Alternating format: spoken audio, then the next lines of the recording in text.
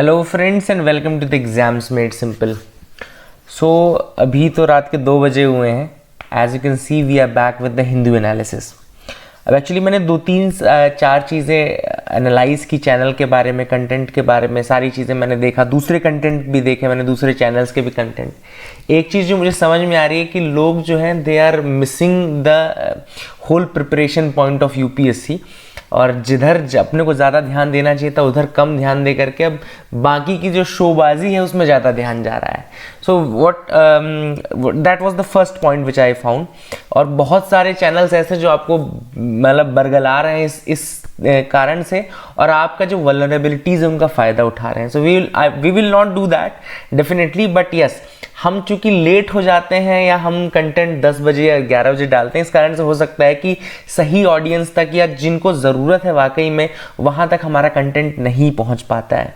सो मैंने कोशिश ये की है कि फर्स्ट ऑफ ऑल कि आपको सबसे पहले कंटेंट प्रोवाइड किया जाए, है ना, एंड जो रेलिवेंट कंटेंट, जो रेलिवेंसी थी यूपीएससी की, वो कहीं ना कहीं मिसिंग हो रही है। दूसरी चीज़, एक बहुत अच्छा फीडबैक कल मुझे मिला था चैनल में कि जो इनिशियली हम जब चैनल लास्ट ईयर या उसके 2-3 साल पहले जब मैं एनालिसिस करता तो बहुत और अच्छे से करता था। मुझे भी ये चीज़ लगती है, मैं बीच में अपने कुछ कमिटमेंट्स की वजह से नहीं कर पा रहा था, but that thing will also go, thanks for the feedback. जो भी आपका नाम था that was conveyed to me by my team कि ऐसी ऐसी सर चीज़ें बोली गई हैं। So we will definitely improve. और आप लोग जब बताएंगे, मैं हमेशा यही कहता हूँ कि आप वीडियो को लाइक करिए अगर पसंद है, नहीं पसंद है तो बताइए, है ना। So that the second point is कि नहीं पसंद है तो बताइए क्या चीज़ हम चेंज करें, वो भी एक इंपॉर्टेंट चीज़ है। बाकी एक उन्होंने कहा कि 1 घंटे का वीडियो बनाइए, किसी ने कहा, तो that is not the right approach. 1 घंटे, 1.5 घंटे, 2 घंटे का बनाना होता तो आप खुद पूरा का पूरा हिंदू पढ़ लेते, पूरा का पूरा हिंदू चार्ट डालिए, कोई मतलब। जैसे मैं एक वीडियो देख रहा था, उसमें पहले 22 मिनट केवल लैब ग्रोन डायमंड्स, ठीक है, बताया गया है। मुझे आज भी याद है कि मैंने last year Wolbachia method 30 second की न्यूज़ थी। वोल्बाचिया मेथड मैंने आपको यही बताया था जब मैं पढ़ा रहा था कि वोल्बाचिया मेथड में सिर्फ आप ये याद रखिएगा कि ये इसके ट्रीटमेंट के लिए, मलेरिया के ट्रीटमेंट के लिए बनाया गया है, जिसमें मॉस्किटोज की जेनेटिक इंजीनियरिंग की जाती है और अपने साथ के जो मॉस्किटोज हैं उनको किल कर देते हैं। वो क्वेश्चन आ गया यूपीएससी में एज इट इज, 2 नंबर का क्वेश्चन आया, सिर्फ यही पूछा। तो अब मैं बताओ, अगर वोल्बाचिया मेथड में वोल्बाचिया से लेकर के उसकी सारी चीजें, उस मच्छर के कितने पैर हैं, कितना क्या है, सारी चीजें बताऊंगा, तो will that be relevant for you? It will not be relevant. So approximately जो हिंदू एनालिसिस आपको डेली पढ़ना चाहिए वो 20 से लेके 35 मिनट के बीच का, 20 to 35 मिनट्स के बीच का पढ़ना चाहिए। इससे ज्यादा अगर आप पढ़ रहे हैं तो that means you are wasting much of your precious time. और पूरे एनालिसिस को मैंने देखा, जो ऐसे व्यूज हैं जिनके 40,000 व्यूज हैं डेली, उनके चैनल को मैंने देखा, और पूरा वीडियो देखने के बाद मुझे 5 से 6 न्यूज आइटम मिले, जो कि फाइनली मुझे क्रक्स मिला कि अच्छा ठीक है, 5 से 6 न्यूज आइटम ही था आज के एनालिसिस में जो मुझे मिला। सो वो हम नहीं करेंगे, बट यस, जो टाइमिंग का इशू था वो मैं सुधारूंगा।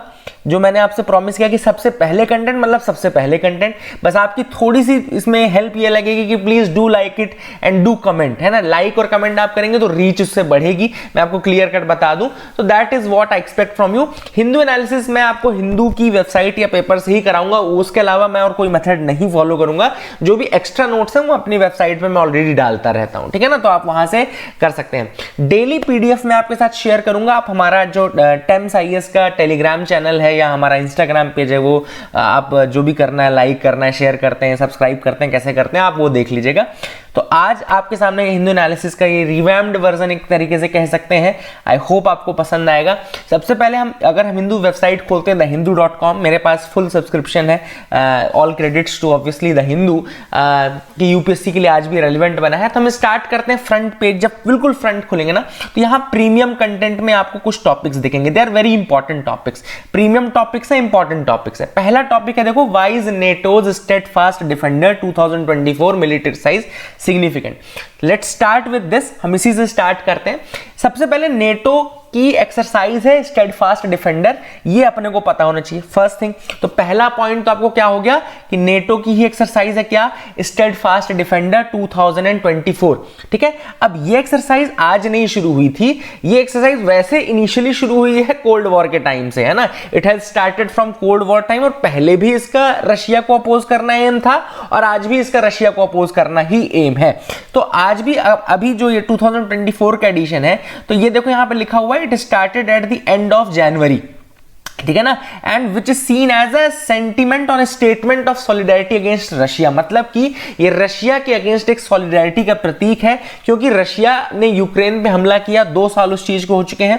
So that exercise is actually very big exercise. अगर हम यहां पे अगर देखें कि इसमें कितनी चीजों ने पार्टिसिपेट किया है, तो 90,000 से ज्यादा troops will be participating in this. Total अभी तक 90,000 से ज्यादा ट्रूप्स इसमें पार्टिसिपेट कर चुकी हैं। More than 1100 combat vehicles have been there. तो अगर आप देखें नंबर्स में देखें तो 80 plus air platforms, 50 plus ships have taken part in this, 1100 से ज्यादा कॉम्बैट व्हीकल्स और 90,000 से ज्यादा troops from the 31 NATO allies, है ना। और अभी मैंने आपको एक और न्यूज बताई थी कल कि स्वीडन भी अब मेंबरशिप उसको मिल जाएगी, तो अब टोटल नेटो की मेंबरशिप कितनी हो जाएगी, 32 हो जाएगी। बाकी नेटो का फॉर्मेशन आपको पता है कि नेटो का फॉर्मेशन 1949 में वॉशिंगटन ट्रीटी के बाद हुआ था। 30 मेंबर थे अभी तक। फिनलैंड 2023 में इन हुआ, 32वां मेंबर स्वीडन जो है वो इन हो रहा है, ठीक है ना। तो ये चीजें थी स्टेडफास्ट डिफेंडर के regarding. I hope you got clarity regarding this. It is the largest exercise conducted by the NATO alliance since the cold war. Cold war के बाद की अभी तक ये सबसे बड़ी जो है वो एक्सरसाइज है जो कि स्टेडफास्ट डिफेंडर है। I hope you got clarity. और इसका मेन पर्पस है to highlight the collective military might against Russia. Russia के अगेंस्ट कलेक्टिव मिलिट्री माइट को दर्शाना है। तो I hope you got clarity, ये आपको समझ में आ गया होगा। ये पहली थी न्यूज जो कि हमने देखी फ्रॉम द प्रीमियम पार्ट। दूसरी जो न्यूज है इंपॉर्टेंट वो है चाइना की panda diplomacy. Now this is a very very good article, very good article, very important article. इसको नोट कर लीजिएगा अपने उसमें नोट्स में भी ऐड कर लीजिएगा। अब ये पैंडा डिप्लोमेसी क्या होता है भाई? आपने चेकबुक डिप्लोमेसी सुना होगा कि भैया चेक काट के दे दिया, ब्लैंक चेक बोला कि आप इसको भर लो, इसको बोलते हैं चेकबुक डिप्लोमेसी, ठीक है ना। अब ये पैंडा डिप्लोमेसी क्या है उसके बारे में देख लेते हैं। एक्चुअली पैंडा डिप्लोमेसी चेकबुक डिप्लोमेसी जैसा ही है। यहां पे सॉफ्ट पावर के रूप में पैंडा को यूज किया जाता है, मतलब दूसरी कंट्रीज को पैंडा दिया जाता है। मैं आपको नोट्स में भी मेरे पास एडेड है इसकी काफी डिटेल नोट्स, वो भी मैं आपको दिखा देता हूं।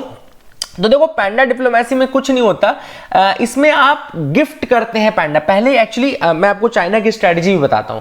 चाइना क्या करता था पहले, China was gifting the pandas. पहले वो गिफ्ट करता था, ठीक है ना। आजकल वो लोन पे देने लगा है, ठीक है ना। जब से कुंफू पांडा चली थी, now they are giving loan. और चाइना देखो अभी रिसेंटली न्यूज में क्यों है, क्योंकि China is considering loaning a pair of giant pandas to the San Diego zoo. तो सैन डिएगो जू जो है उसको ये गिफ्ट लोन करने वाले। अब गिफ्ट वाला सिस्टम नहीं होता, तो ये आप याद कर लेगा। This is not now gifting, this is basically your loaning now, है ना। अब San Diego and Madrid Spain के साथ ये बेसिकली बातचीत चल रही है कि हम आपको देंगे, है ना। इसके अलावा वॉशिंगटन डीसी, वियना, ऑस्ट्रिया, यहां पे भी बात चल रही है। तो यहां पे देखो पैंडा डिप्लोमेसी की डेफिनेशन क्या है, giant pandas which are native to central China, they are gifted और loaned to other countries as a symbol of friendship or soft diplomacy. This is the simple definition in which what happens is that the giant pandas which are native to central China, they are gifted or loaned to other countries. जैसे कि आपका ये अभी San Diego का हमने पढ़ा या Washington का हमने पढ़ा, तो इसको बोलते हैं पैंडा डिप्लोमेसी, ठीक है ना। अब ये पैंडा डिप्लोमेसी आज से नहीं चालू है। अगर आपको लग रहा हो कि आज या कल चालू हुई, तो ऐसा भी नहीं है। ये कब चालू हुई है, टैंग डायनेस्टी जो 7वें से 10वीं शताब्दी के बीच में ना, Tang dynasty 7th to 10th century बीच में थी, वहां तब के टाइम पीरियड से चालू है। प्रेजेंट एरा की, मॉडर्न एरा की जो पैंडा डिप्लोमेसी है वो झाऊ एन लाई नाम के चाइनीज प्रीमियर थे। ये देखो यहां पे लिखा है, let me highlight this part. Zhou Enlai नाम का जो प्रीमियर था, जब उस समय उन्होंने गिफ्ट करना शुरू किया pandas to the US president Nixon, जो रिचर्ड निक्सन थे उस समय उनको देना उन्होंने शिफ्ट किया मतलब दिया था, ठीक है ना। Now there is a big transition coming in this. अब वो ट्रांजिशन क्या है, transition from gifting to loaning now, this is happening now. कि पहले होते थे ये गिफ्टिंग होती थी, इसको गिफ्ट कर दिया जाता था 1980s 90s के टाइम पे। Now the pandas are loaned, loan भी कंडीशंस के साथ, जैसे कि एक फी लगती है, या तो $1 मिलियन पर ईयर की फी लगेगी, इसके अलावा प्रॉपर फैसिलिटीज बनानी है, सारी चीजें हैं। I hope you got clarity regarding this overall, है ना। तो ये है। Now this is beyond symbolism. Panda की deal already Canada, France, Australia के साथ हो रही है। जिस तरीके से यूरेनियम डील्स होती हैं उस तरीके से चाइना ये पैंडा डील्स कर रहा है, ठीक है ना। तो एक तरीके से इकोनॉमिक डायमेंशन उन्होंने ऐड कर दिया है to the panda diplomacy. What they have done is that they have added the economic dimension to this panda diplomacy. I hope you got clarity regarding this. तो ये दो आर्टिकल पहले तो हमने देखे जो कि आपके प्रीमियम में थे। पहला था नेटो का स्टेडफास्ट डिफेंड एक्सरसाइज, दूसरी हमने देखी चाइना की पैंडा डिप्लोमेसी। अब तीसरे आर्टिकल पे आते हैं। आप यहां पे देखेंगे India will have its own space station by 2035। Prime minister Narendra Modi ji का कहना है कि इंडिया का खुद का एक स्पेस स्टेशन होगा by 2035। I have marked and highlighted some of the content from the Hindu as well. तो यहां पे आप देख सकते हैं सबसे पहले कि अभी दो चीजें, इसमें दो न्यूज आइटम्स हैं आपका। एक तो इंडिया के 4 एस्ट्रोनॉट्स के नाम रिवील किए गए जो कि गगनयान मिशन के लिए सेलेक्ट हुए हैं, है ना। तो पहले तो उन 4 के नाम देख लेते हैं। तो the 4 are from the Indian air force. Indian air force के पायलट्स हैं। Group captain Prashanth Balakrishnan Nair, then group captain Ajit Krishnan, group captain Angad Pratap and wing commander Shubhanshu Shukla. ये 4 नाम हैं विच आर देयर। और यहां पे एक लाइन लिखी है, देखो the final crew for the mission will be picked from among the 4। जो फाइनल क्रू बनेगी दे will be picked from among these 4, है ना। तो ये द हिंदू का कहना है कि जो फाइनल क्रू बनेगी वो इन्हीं 4 नामों में से बनेगी, ठीक है ना। तो that is the thing which is important. I hope you got clarity regarding this. अब इनको जो सिलेक्शन किया गया है ये एक बड़ी रिगरस प्रोसेस के थ्रू सेलेक्ट किया गया है। जैसे कि इनका पहले तो स्पेस फ्लाइट में एक्सपर्टीज होना चाहिए, दूसरा इनका ट्रेनिंग हुआ स्पेस फ्लाइट में रशिया में। इसके अलावा इनकी एस्ट्रोनॉट ट्रेनिंग फैसिलिटी जो है, एस्ट्रोनॉट ट्रेनिंग फैसिलिटी याद रखिएगा, इसरो की एस्ट्रोनॉट ट्रेनिंग फैसिलिटी कहां पर है, तो ये बेंगलुरु में है। इसरो की एस्ट्रोनॉट ट्रेनिंग फैसिलिटी कहां पर है, बेंगलुरु में है। तो that is again a thing which is important. I hope you got clarity. अब इसके अलावा बहुत अलग अलग टाइप के टेस्ट भी होंगे। अभी रिगरस टेस्टिंग होगी, जैसे integrated air drop test, test vehicle mission होगा, पैड अबॉर्ट टेस्ट, ये सारी चीजें अभी टेस्टिंग की जाएगी, उसके बाद है, ठीक है ना। अब देखो इस न्यूज आइटम में जो हमने न्यूज देखा कि 2035 तक इंडिया का खुद का एक मतलब स्पेस स्टेशन होगा। So that is a very optimistic approach by the prime minister. इसके अलावा उन्होंने कहा कि हम वीनस के लिए भी मिशन करेंगे। Venus mission will be there. NASA का एक वीनस मिशन न्यूज में था, मैं आपको उसका नाम बता दूं, Veritas mission, VERITAS, Veritas mission. That was the thing which was there. I hope you got clarity. इसके अलावा 2035 तक इन्होंने बोला कि हम स्पेस स्टेशन बनाएंगे। इसके अलावा इन्होंने कहा कि क्रूड ल्यूनार मिशन 2040 तक, क्रूड लूनार मिशन मतलब लूनार सरफेस से हम लैंड कराएंगे आदमियों को 2040 तक का, वो भी है। अच्छा, इन 4 लोगों का जिनका नाम लिया गया है उनको उन्होंने शक्तियान कहा है। दे आर द पावर्स, है ना, दे आर द शक्तियान and power and aspiration of 140 crore Indians. इसलिए इनका नाम शक्तियान रखा है प्राइम मिनिस्टर ने। तो that is a thing which is important. और इंडिया की जो स्पेस इकोनॉमी उसकी रिगार्डिंग एक उन्होंने बोला कि इंडिया की स्पेस इकोनॉमी जो आने वाला डिकेड है उसमें 5 टाइम्स बढ़ जाएगी, 5 फोल्ड इंक्रीज देखने को मिलेगा इंडिया की स्पेस इकोनॉमी में। So that is again a big thing which is coming. तो ये 3 टॉपिक्स तो आपके इधर क्योंकि जो इंपॉर्टेंट थे जिनके बारे में हमको डिस्कस करना है, ठीक है ना। अब थोड़ा हम क्वेश्चंस की तरफ आते हैं। मैंने क्वेश्चंस आपको नहीं बताया, हालांकि डेली जो अपन कराएंगे उसमें क्वेश्चंस भी करेंगे डेफिनेटली। तो वो क्वेश्चंस अपन देख लेते हैं, ठीक है। आज मैंने 3 क्वेश्चन उठाए हैं, ये प्रीवियस ईयर पेपर के क्वेश्चन है। पहला सवाल आप देखिए, which of the following pair is correctly matched, इनमें से कौन सा पेयर करेक्टली मैच्ड है। तो first is Abyssinian plateau Arabia लिखा है, B Atlas mountain north western Africa लिखा है, गियाना हाईलैंड्स लिखा है south western Africa, and Okavango basin लिखा है पटागोनिया। तो आपको बताना है कि इनमें से करेक्टली मैच्ड कौन सा है। आपके लिए छोटी सी एक्सरसाइज और रहेगी, मैं आपको करेक्ट आंसर तो बताऊंगा लेकिन बाकी जो 3 इनकरेक्ट है वो आप मुझे बताएंगे कमेंट सेक्शन में। Is that a deal? इतना आपसे एक्सपेक्ट कर सकता हूं ना। तो इसका जो करेक्ट आंसर है वो है B Atlas mountains north western Africa में, बिल्कुल सही आंसर है। फर्स्ट, थर्ड एंड फोर्थ आपको बताना है कि कहां है, ठीक है। अगले सवाल पे आते हैं। अगला सवाल 2016 का है, which of the following are tributaries of Brahmaputra, इनमें से कौन सी ट्रिब्यूटरीज है ब्रह्मपुत्रा की। बहुत आसान सवाल था, यूपीएससी ने पूछा था 2016 में। First is Dibang, second is Kameng and third is Lohit. आपको बताना है कौन कौन सी ट्रिब्यूटरीज है ब्रह्मपुत्रा की।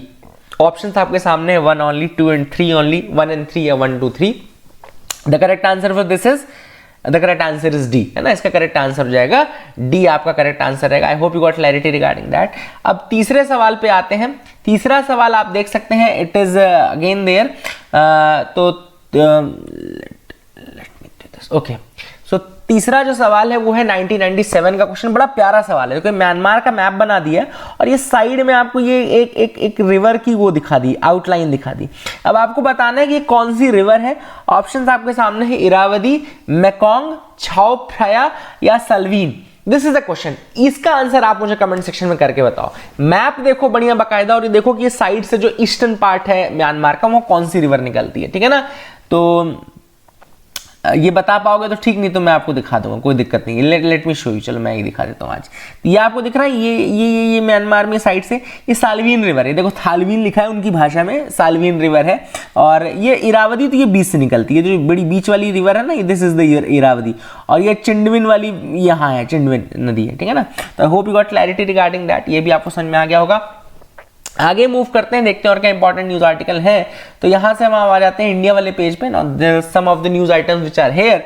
तो यहाँ पे अब लेट्स स्टार्ट विद दिस। अब यहाँ तो अभी पॉलिटिकल कुछ अनाउंसमेंट्स हुए, जैसे प्रहलाद जोशी जी ने कहा है कि जो निर्मला सीतारमण जी हैं और जयशंकर जी हैं, S Jaishankar, they will B fighting with the in the Lok Sabha post, वो लोकसभा चुनाव लड़ेंगे।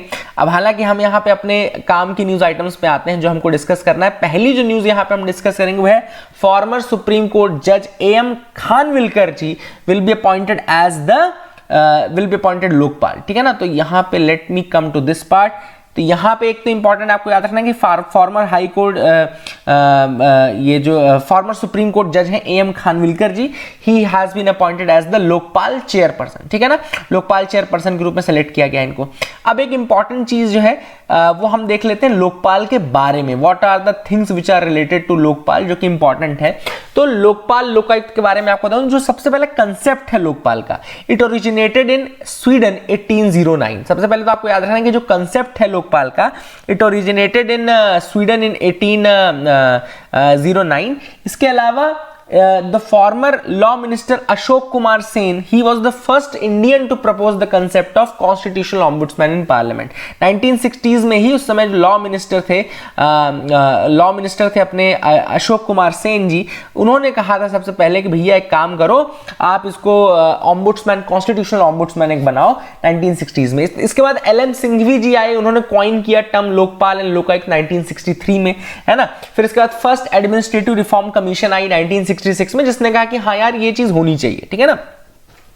अब इसी के चलते बहुत सारी लड़ाई लड़ी। आपको अन्ना हजारे का या अनशन इसके बारे में नहीं जानना है हालांकि, बट अपन जानते हैं कि लोकपाल एंड लोकायुक्त एक्ट आया 2013 में, है ना। लोकपाल एंड लोकायुक्त एक्ट 2013 में जाया, उसमें कुछ चीजें थी, कुछ प्रोविजंस थे। मेन जो प्रोविजंस है वो अपन एक एक करके देख लेते हैं। सबसे पहले अगर हम बात करें selection committee, there will be a selection committee, और selection committee will include the prime minister as chairperson, prime minister होंगे उनमें चेयरपर्सन, स्पीकर ऑफ लोकसभा रहेंगे second, leader of opposition in the Lok Sabha and chief justice of India और a जज nominated by him, ठीक है। And last रहेगा one eminent jurist appointed by the president. तो 5 member हो गए सिलेक्शन कमेटी में। एक तो प्राइम मिनिस्टर चेयरपर्सन हो गए, स्पीकर ऑफ लोकसभा हो गया, leader of opposition in the Lok Sabha हो गया, चीफ जस्टिस ऑफ इंडिया हो गया, या फिर कोई जज nominated by the chief justice of India, and then eminent jurist appointed by the president. अब देखो इसमें दिक्कत क्या हो रही थी, दिक्कत ये हो रही थी कि बीच में 2014 का जब चुनाव हुआ तो उसमें कोई अपोजिशन ही नहीं बनी, क्योंकि अपोजिशन बनने के लिए आपको 10% सीट्स होना जरूरी है। मिनिमम 10% सीट का क्राइटेरिया है कि कम से कम 10% सीट मिलेगी तो ही आप अपोजिशन कहलाओगे। तो अब जब अपोजिशन ही नहीं रहेगा तो काफी डिले हो गया। तो 2016 में अमेंडमेंट हुआ, देखो Lokpal and Lokayukta amendment act 2016 में आया, जिसमें उन्होंने कहा कि ठीक है, अगर लीडर ऑफ अपोजिशन नहीं भी है तो जो सिंगल लार्जेस्ट अपोजिशन पार्टी है उसको आप बना सकते हो, ठीक है ना। तो that is the thing which is important. And इसके अलावा कुछ और मॉडिफिकेशंस किए छोटे मोटे, जैसे कि सेक्शन 44 मॉडिफाई किया गया। ओरिजिनली रिक्वायरमेंट थी for public officials to report their assets and liabilities within 30 days of starting their government service, ठीक है ना।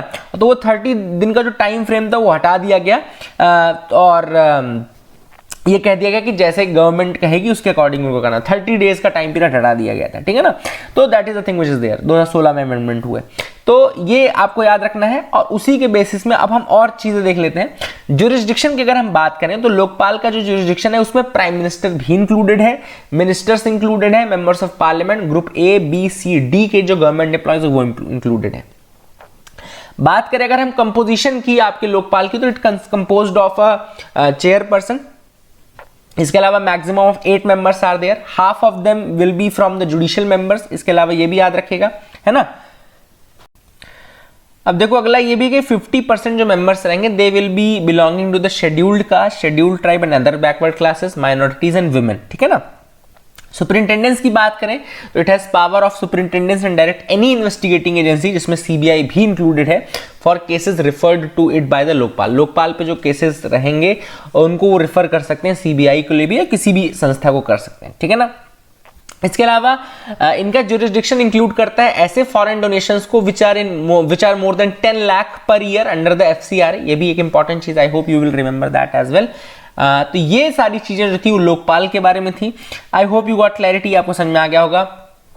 ये फॉर्मर सुप्रीम कोर्ट जज A M Khanwilkar has been appointed as the Lokpal chairperson, ठीक है। अगली जो न्यूज है वो है regarding the Kalaignar memorial, Kalaignar पढ़ो उसको, मैं तो अब तमिल प्रोनाउंसिएशन है जो भी तमिलनाडु का हो क्लियरली बता सकता है।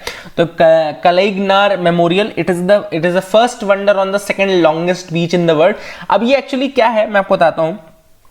ये करुणानिधि जो एम करुणानिधि थे, C N Annadurai and M Karunanidhi, उनके ऊपर डेडिकेटेड है, ठीक है ना।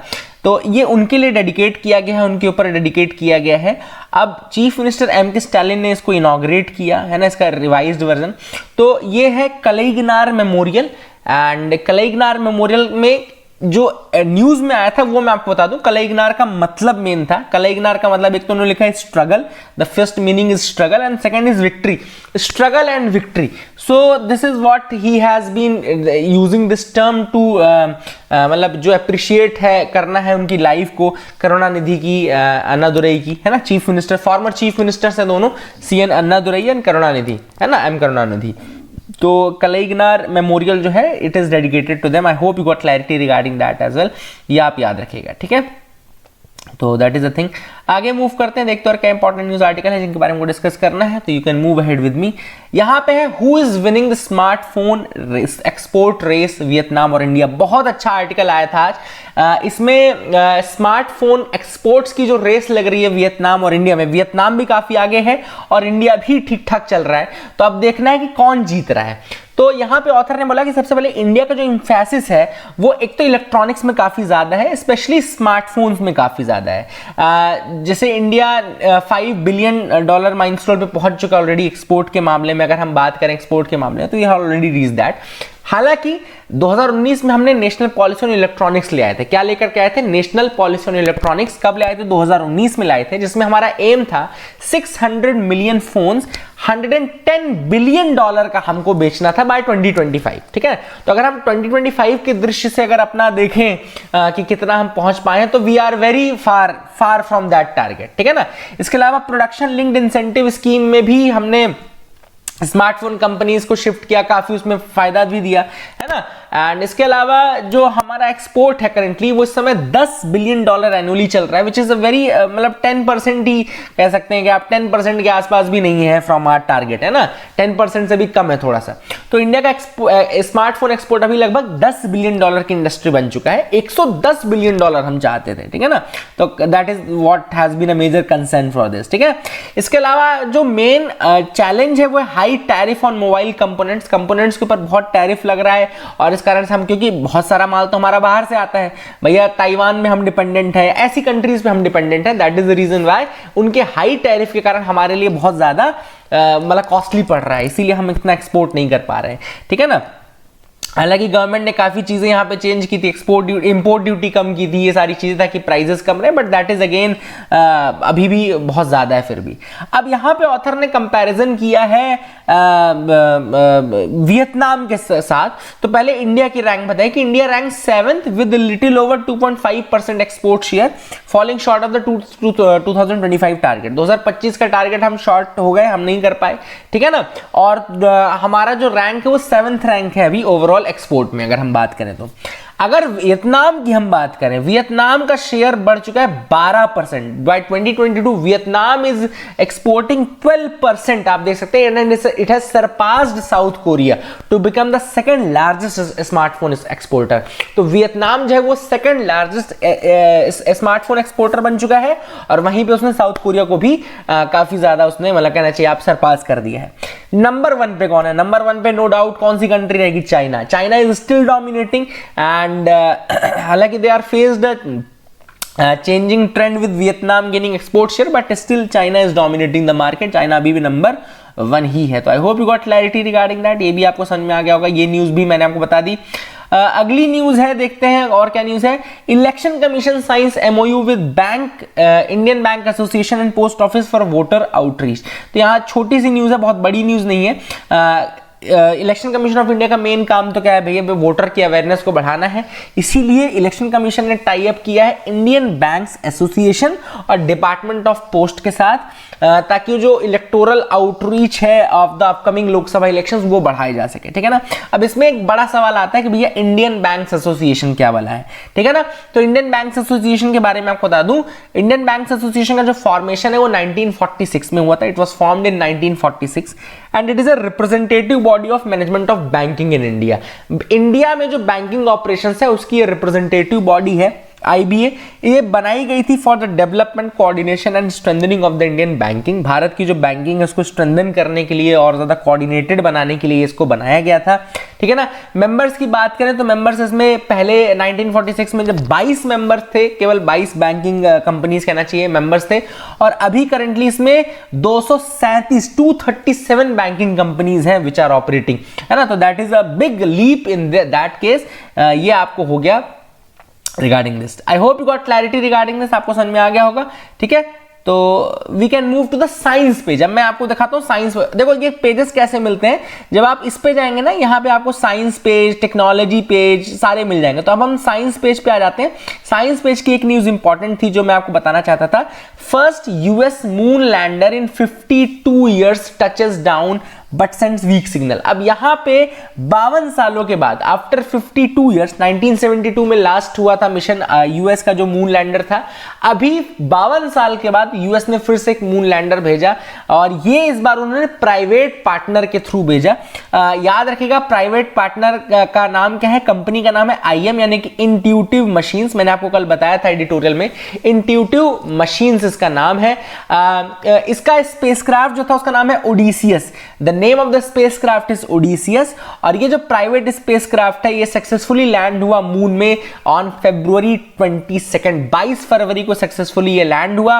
And it is the first US lunar landing in 52 years and the first ever by a private company, पहली ever by a private company there, है ना। और 5 ही कंट्रीज हैं जो आज तक सफल हो पाई हैं, है ना। इट इज द 5 ही कंट्रीज हैं यस जो सफल हो पाई हैं।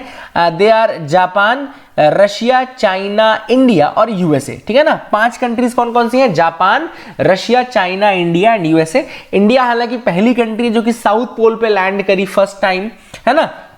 एंड यूएस लैंड किया था लास्ट अपना अपोलो प्रोग्राम 1972 में। तो उसके बाद मतलब 52 साल के बाद अब ये IM यानी इंट्यूटिव मशीन का ओडिसियस जो प्राइवेट स्पेसक्राफ्ट है वो टच डाउन किया उसने। हालांकि सिग्नल वीक है, थोड़ा हे वायर हो गया, पहुंच गया वो, लेकिन लैंडिंग के कुछ इमेजेस भी अभी हुए थे, आए थे, वायरल हुए थे। तो that is the thing which we can assure you of, ठीक है। तो ये है 52 ईयर्स में पहला टच डाउन यूएस में देखने को मिला। That is the thing which is important.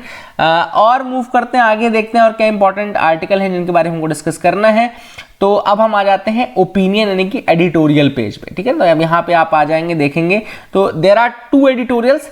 पहला एडिटोरियल मैंने आपको बता दिया। देखो भाई मैं आपको बोल रहा था कि हर चीज डिस्कस करने की नहीं होती कि आप सोचें कि कुछ भी आया तो हम सारी चीजें डिस्कस करेंगे, ऐसा नहीं है बिल्कुल। पहला जो एडिटोरियल है उसको मैं बिल्कुल शॉर्ट में आपको बताता हूं। जो डिकोडिंग कंजम्पशन है उसमें आपको कुछ नहीं करना। मैं आपको मैंने यहाँ पे बोल्ड कर रखा है पहले से। देखो आप जब एडिटोरियल खोलेंगे तो आपको समझ में आएगा कि ministry of statistics and programme implementation जो है वो सर्वे रिवील करती है। कौन सा survey? Household consumption expenditure survey. तो पहले तो आप ये नोट कर लो कि ministry of statistics and programme implementation जो है वो सर्वे रिवील करती है, ठीक है ना। दूसरा चीज इंपॉर्टेंट आपको याद रखना है कि ये सर्वे जो होता है ये एनएसओ यानी कि national statistical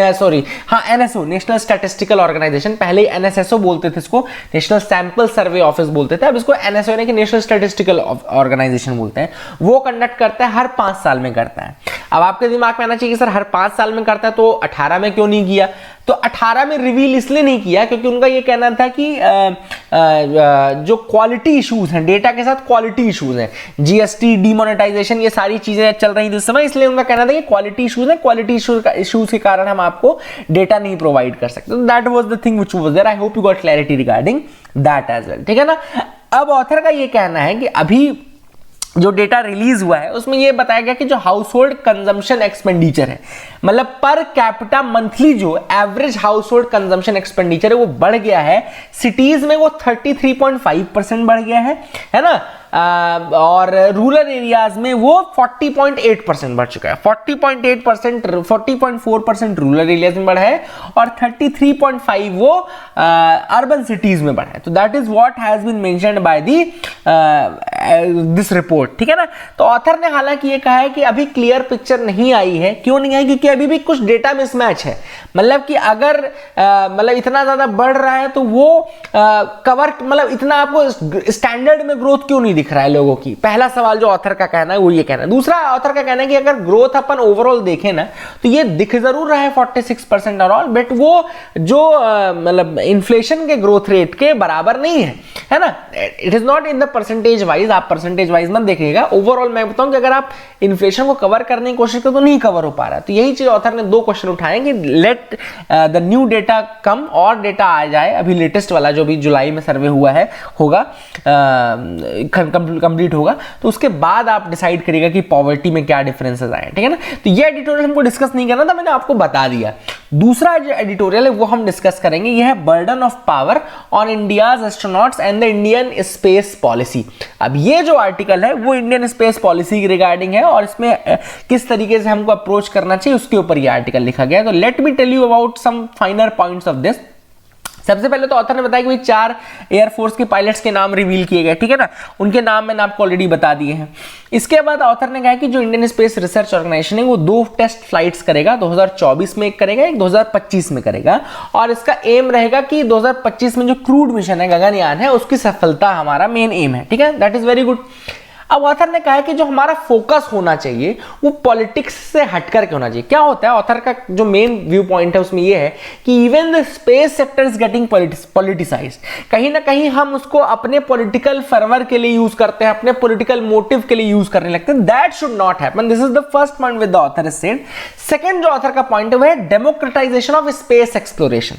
democratisation of space exploration, देखो क्या लिखा है कि more democratic approach should be followed. मतलब कि स्पेस एक्सप्लोरेशन में हमको जियोपॉलिटिकल एस्पिरेशंस नहीं पूरे करने हैं। डेमोक्रेटिक प्रोसेस मतलब कि पब्लिक स्क्रूटनी हो सके, है ना, डिबेट हो सके, तब जाकर के हमारा फ्यूचर जो स्पेस एक्सप्लोरेशन है वो और ज्यादा डेमोक्रेटिक और ज्यादा अच्छा हो पाएगा। इसके अलावा ऑथर ने कहा प्राइमरी फोकस जो होना चाहिए वो साइंटिफिक एक्सप्लोरेशन पे, सोसाइटल वैल्यूज में एंड ह्यूमन नॉलेज को एक्सपैंड करने का होना चाहिए। Main goal should be to do proper scientific exploration, improve the societal values and expand the human knowledge. Then last point जो ऑथर ने एडिटोरियल में उठाया वो ये है कि we do not want to compete with China या super power, space super power का टैग नहीं चाहिए। आपको मेन ये सोचना है कि किसी भी समय आपका साइंटिफिक एडवांसमेंट होता रहे, आपका एक्सप्लोरेशन होता रहे, एंड जो आपके मेन एम है साइंटिफिक टेम्पर डेवलप करने का वो टेम्पर डेवलप होता रहे। ये नहीं कि स्पेस सुपर पावर का टैग आपको मिलना जरूरी है, ये सारी चीजें। तो that is what has been discussed in this article. I hope you got clarity regarding this. Overall I hope आपको न्यूज एनालिसिस समझ में आया होगा, अच्छा लगा होगा। अगर आपको पसंद आया हो तो please do like it, do share it among your friends as well. That is it. कल फिर मिलेंगे नए एनालिसिस के साथ। Thank you and have a nice day.